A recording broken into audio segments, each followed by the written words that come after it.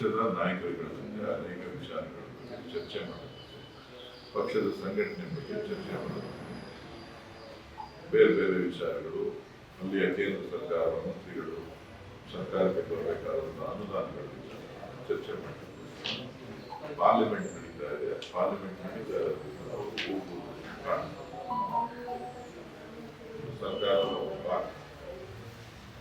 ಡಿ.ಕೆ. ಶಿವಕುಮಾರ್ ಡೆಲ್ಲಿಗೆ ಹೋಗ್ಕೊಳ್ಳೋದು ಅಷ್ಟೇ